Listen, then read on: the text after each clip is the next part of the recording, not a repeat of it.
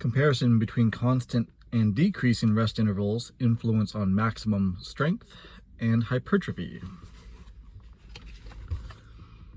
Faculty of Physical Education, Santos Metropolitan University of Santos, Brazil. Facility of Physical Education, State University of Campinas, Brazil. Sports Science Department, Colorado College, Colorado Springs, Colorado. School of Physical Therapy and Sports, Federal University of Rio de Janeiro, Brazil. And Department of Physiology, São Paulo Federal University, São Paulo, Brazil. Abstract. Comparison between constant and decreasing rest intervals, influence on maximum strength and hypertrophy. Journal Strength and Conditioning Research, 24/7, 1843 through 1850, 2010. Most resistance training programs use constant rest periods lengths between sets and exercise, but some programs use decreasing rest periods lengths as training progresses. The aim of this study was to compare the effect on strength and hypertrophy of 8 weeks of resistance training using constant rest intervals, CIs, and decreasing rest intervals, DIs, between sets and exercises.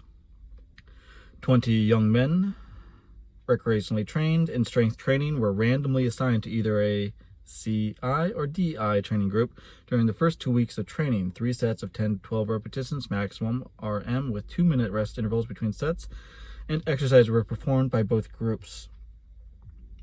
During the next 6 weeks of training, the CI group trained using 2 minutes between sets and exercises, 4 sets of 8 to 10 RM, and the DI group trained with DIs, 2 minutes decreasing to 30 seconds as the 6 weeks of training progressed, 4 sets of 8 through 10 RM. Total training volume on the bench press and squat were significantly lower for the DI compared to the CI group. Bench press 9.4, squat 13.9. And weekly training volume of the same exercises was lower in the DI group from week 6 to 8 of training. Strength 1 RM of the bench press and squat, knee extensor and flexor isokinetic measures of peak torque, muscle cross-section area, CSA, using magnetic resonance imaging were assessed pertaining to the post-training. No significant differences were shown between the CI and DI protocols for CSA, 1 RM, and isokinetic peak torque. In conclusion, the results indicate that training protocol DIs is just as effective as CI protocol over short training periods, 6 weeks, for increasing maximum strength and muscle CSA. Thus, either type of training program can be used over a short training period to cause strength and hypertrophy. Introduction. Rest period length between sets and exercise is an important acute resistance training program variable. Decreasing rest periods, lengths 3 through 5 minutes versus 2 minutes to 30 seconds, results in a decreased number of repetitions per set using the same resistance, indicating increased fatigue, and is one method of making sets more difficult to complete and with the prescribed number of repetitions. The decreased number of repetitions per set with short rest periods results in a decreased total training volume that could compromise maximum strength increases. This may be in part explain why most longitudinal training studies have shown greater strength increases with long 2 to 5 minute compared with short 30 to 40 second rest periods. However, short rest periods also increase the metabolic and hormonal response to resistance training. The increased hormonal response, growth hormone, IGF-1, with short rest periods indicates a more anabolic environment that could result in increased muscle hypertrophy. Longitudinal studies have used rest periods between sets and exercise as a constant length throughout. The duration of training.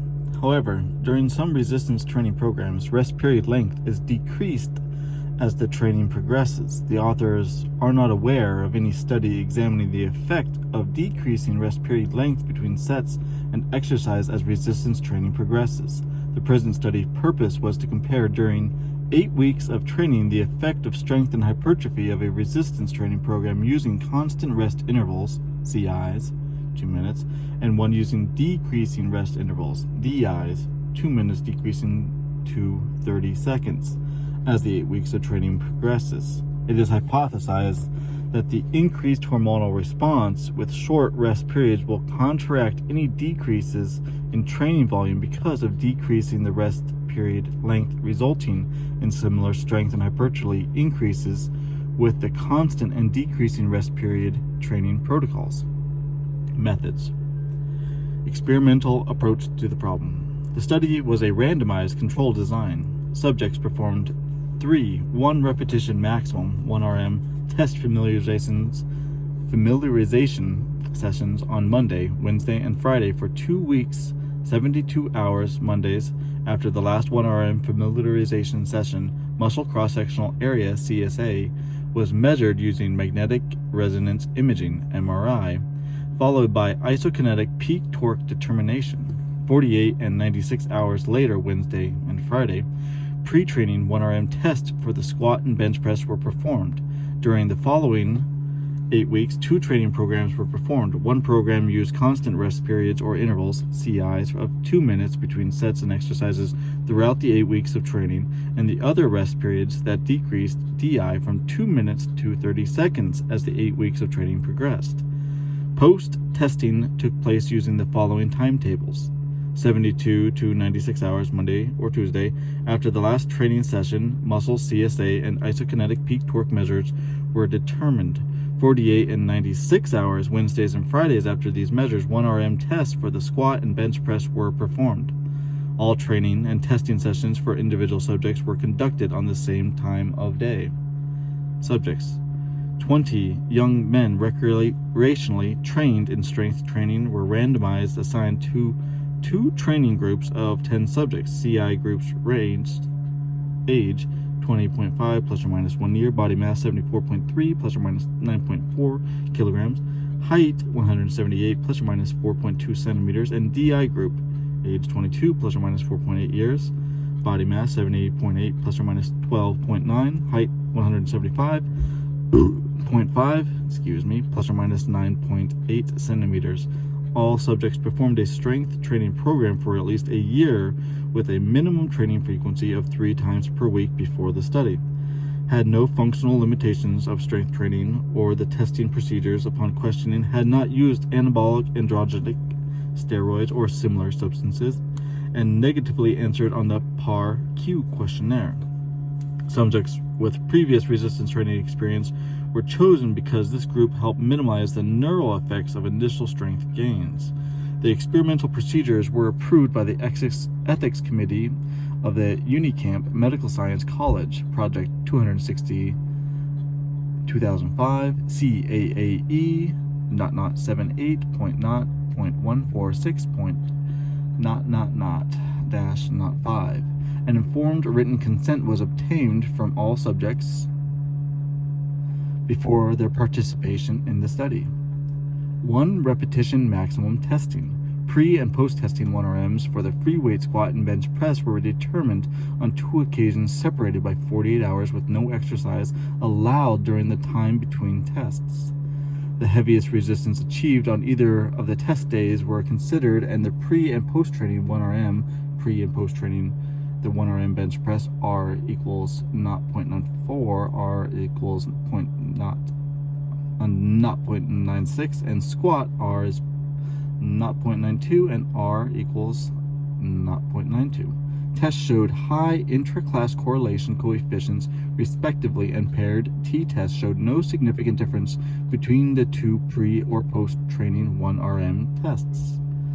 These 2 exercises were used for strength testing because they were common exercises performed by the subjects before participation in the study, and the study training program trained muscle groups used when performing these 2 exercises. The 1 RM testing protocol has been described previously.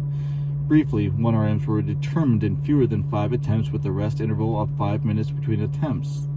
The bench press 1 RM was determined first, and then a rest interval no shorter than 10 minutes was allowed before beginning determination of the squat 1 RM.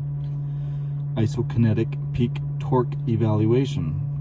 Knee extensors and flexor isokinetic peak torque evaluations were conducted using an isokinetic dynamometer, Cybex 6000 model, divisions of Lumex Incorporated, Woncoma, New York, USA. Subjects were positioned and stabilized in accordance with the manufacturer's recommendations. Before determination of isokinetic peak torque, subjects performed a warm-up of 2 muscle actions at 60 degrees a second at approximately 50% of their maximum effort. After the warm-up and rest period of 2 minutes, subjects performed a concentric action of the knee extensors followed by a concentric action of the knee flexors for 5 maximal repetitions at the angular velocity of 60 degrees a second. The same testing protocol was used for both right and left legs to determine peak torque irrelevant of knee angle. The retest reliability of the isokinetic test was evaluated by retesting each subject 6 hours after the initial isokinetic test, both pre and post-training. Pre and post-training isokinetic peak torque evaluation of the knee extensors R is 0.96, R equals 0.96, and flexor R equals 0.94, and R equals 0.96. Tests showed high interclass correlation coefficients, respectively, and paired t-tests showed no significant differences between the two or post-training isokinetic peak torque evaluations. The greatest value obtained during either test during both pre- and post-training was used for the statistical analysis. Magnetic resonance imaging muscle cross-sectional area measurements. Magnetic resonance imaging of the right thigh and upper arm was performed using a standard body coil and a 2.0 T scanner, extinct prestige hypertrophy to determine muscle CSA. The MRI equipment was calibrated before the CSA determination of the first subject on each testing day using the manufacturer's procedures. The right thigh and upper arm were scanned with subjects in a supine position. During the thigh scan, the legs were relaxed and straight, feet parallel to each other, the legs immobilized with pads and straps around both feet. For the upper arm scan, the arm was placed as close as possible to the magnetic isocenter, aligned at the subject's side, palm up, taped in position to the scanner bed surface. Both the thigh and arm scans were obtained using axial T1 weighted spin echo images with a repetition time of 750 milliseconds, echo time of 20 milliseconds, 230 times 290 matrix resolution, and number of excitations of 2. Thigh images were obtained perpendicular to the femur, starting at the proximal femoral epiphysis, tangential to its proximal end, and proceeding distally towards the knee joint. The slice thickness was approximately 8 millimeters with no gap, 40 slices with a 45 times 45 centimeter field of view, FOV. Upper arm images were obtained perpendicular to the humerus, starting at the proximal humeral epiphysis, tangential to its proximal end, proceeding distally towards the elbow joint. The slice thickness was 6 millimeters with a 1.2 millimeter interslice gap, 40 slices, with a FOV of 40 times 32 or 40 times 40 centimeters, depending on the arm size.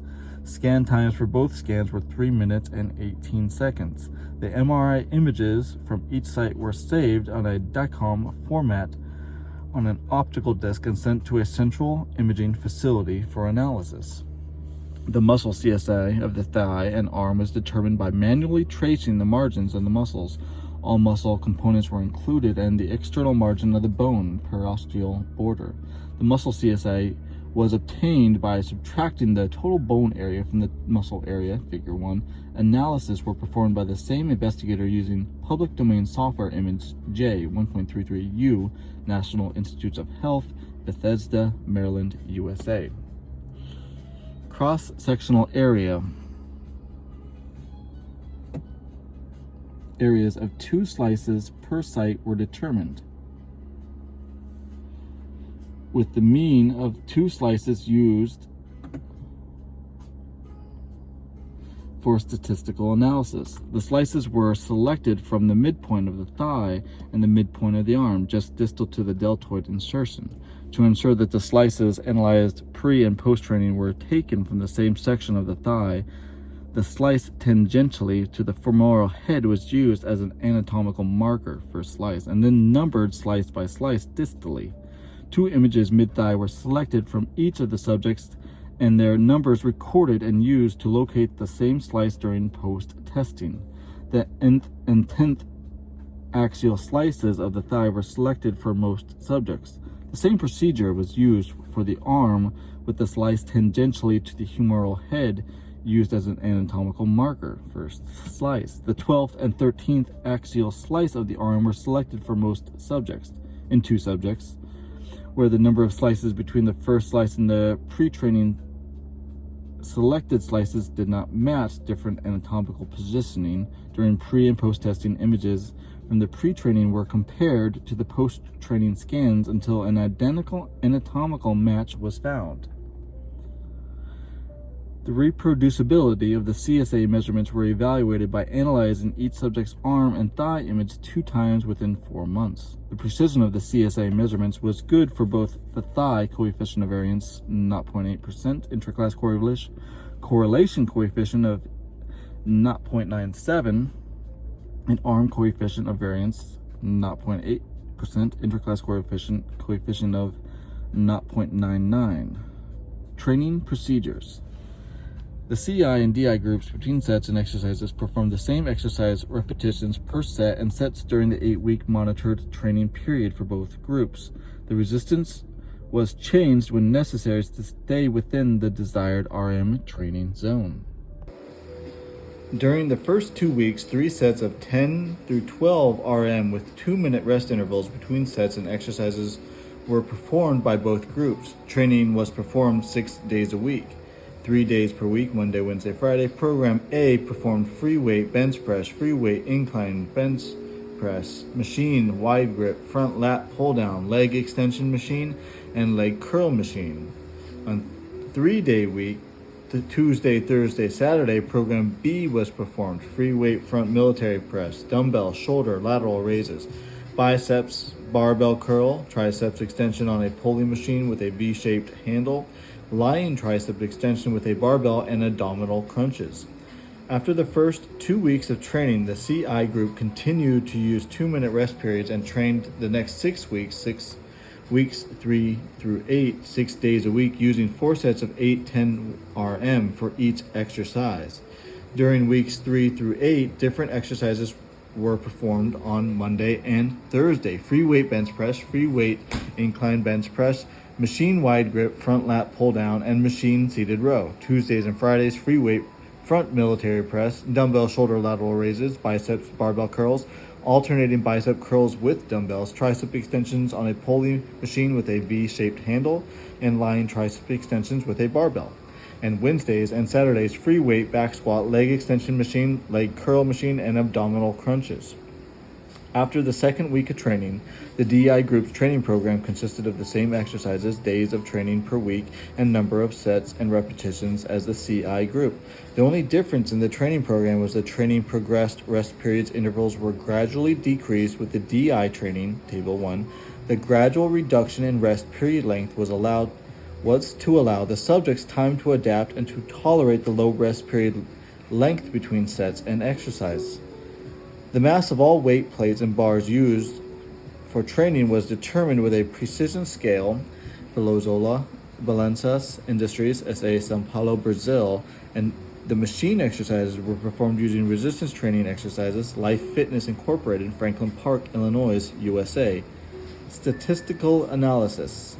A pre-post by 2 groups way analysis of variance, time baseline versus 8 weeks training times group, CI versus DI, with repeated measures followed by Tukey post hoc test when appropriate were used to analyze for significant differences between groups for dependent variables, 1RMs, muscles, CSAs, isokinetic peak torque, total training volume sets times resistance for all training sessions, and weekly training volume sets times resistance for all sessions in 1 week. For the free weight bench press and squat, Statistica version 7.0 StatSoft Incorporated, Tulsa, Oklahoma, USA statistical software was used for all statistical analysis. Results. There were no significant differences between the groups pretesting anthropometric muscle or muscle CSA measurements. All subjects had a compliance of 100% to the experimental procedures and training. Neither group showed a significant change in total body mass from pre to post training. The total training volume sets times resistance for all training sessions during the 8 weeks of training for the bench press by CI group, 21,257.9 plus or minus 172.7 kilograms, was significantly greater P is 0.043. Then the DI group, 19,250.4 plus or minus 343.8 kilograms. Similarly, total training volume in the squat performed by the CI group, 27,248.2 plus or minus 293.8 kilograms, was significantly greater. P is equal to 0.0 than the DI group, 23,453.6 plus or minus 299.4 kilograms.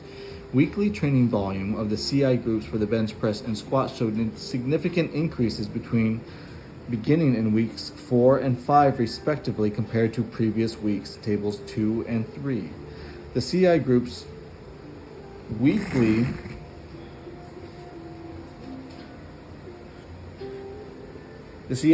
weekly training volume was significantly greater than that of the DI group with the bench press and squat during weeks 6 through 8.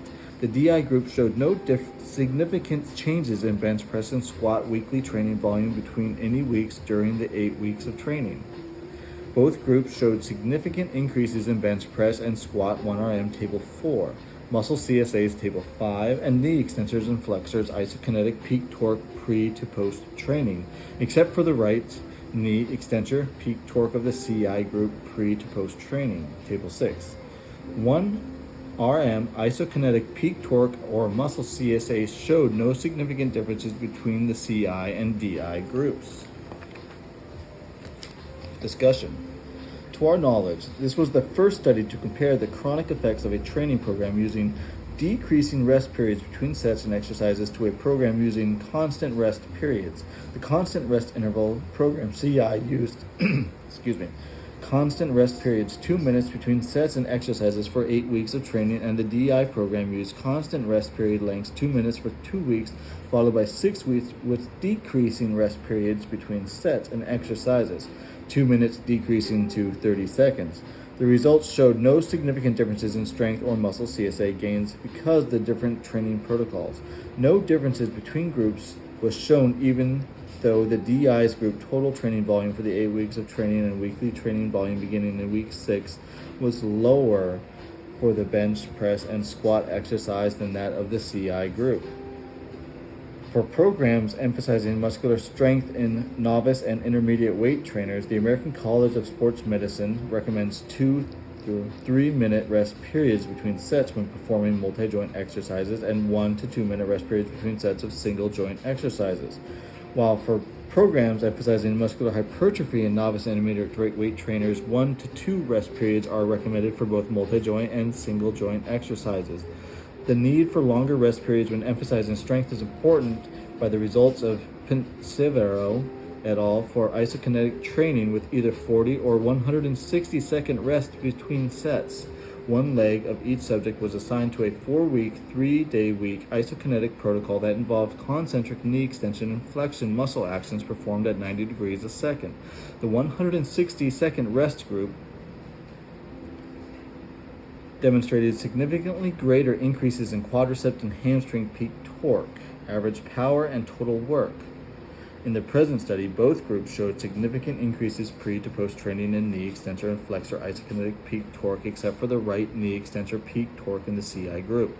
No significant difference between the DI and CI groups in peak torque at an angular velocity of 60 degrees a second was shown, indicating that isokinetic peak torque is equally increased with both CI and DI training. Willardson and Burkett compared squat strength gains and training volume using 2-minute versus 4-minute rest between sets over 13 weeks of training.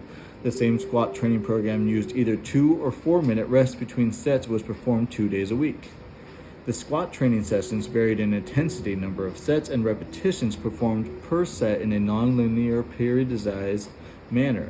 Differences in strength gains and volume measures, resistance used per set, repetition performed per set, intensity per set, and volume performed per workout were compared between groups. During the entire training period, training using 4-minute rest periods demonstrated significantly higher total training volumes during training sessions using higher intensities, 70 through 90% 1RM, or 3 through 15 repetitions per set. However, the group showed no significant differences in squat strength gains, 18 for 2-minute rest and 21 for 4-minute rest.